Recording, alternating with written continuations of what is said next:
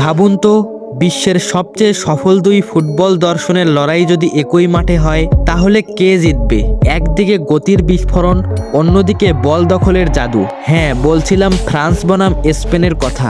এটা শুধু একটা ম্যাচ নয়, আধুনিক ফুটবলের দুই দর্শনের সংঘর্ষ।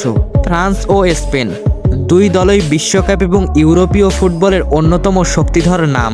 ইতিহাস, ট্রফি, তারকা খেলোয়াড় আর অসংখ্য স্মরণীয় ম্যাচ, সব মিলিয়ে এই দ্বৈরথ সবসময়ই বিশেষ। আজ আমরা দেখব এমন কিছু তথ্য যা এই ম্যাচকে আরও আকর্ষণীয় করে তোলে। ইতিহাসে দুই দল ৩৮ বার মুখোমুখি হয়েছে, সেখানে স্পেনের জয় ১৮টি, ফ্রান্সের জয় ১৩টি এবং ৬০টি ম্যাচ ড্র হয়েছে। সংখ্যার হিসাবে স্পেন এগিয়ে থাকলেও বড় টুর্নামেন্টে এই লড়াই বহুবার নতুন গল্প লিখেছে। দুই দলের সবচেয়ে বড় টুর্নামেন্টের সাক্ষাৎ ছিল ইউরো ২০২৪ সেমিফাইনালে। সেই ম্যাচে স্পেন ২-১ ব্যবধানে জিতে ফাইনালে ওঠে।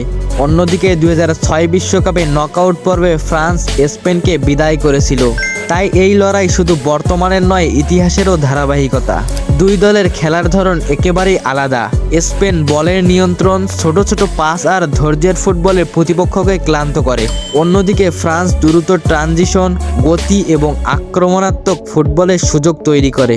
এই কারণেই অনেক বিশ্লেষক এই ম্যাচকে টুর্নামেন্টের সবচেয়ে বড় কৌশলগত লড়াইগুলোর একটি মনে করছেন। কখনো স্পেন এগিয়ে, কখনো ফ্রান্স। ইতিহাস বলছে এক কথা, বর্তমান ফর্ম বলছে আরেক কথা। কিন্তু ফুটবলের সবচেয়ে সুন্দর দিক হলো শেষ বাঁশি বাজার আগ পর্যন্ত কেউ নিশ্চিতভাবে বলতে পারে না কি হবে। আপনার মতে ইতিহাসে আরেকটি স্মরণীয় অধ্যায় লিখবে কোন দল? কমেন্টে লিখুন, ফ্রান্স নাকি স্পেন।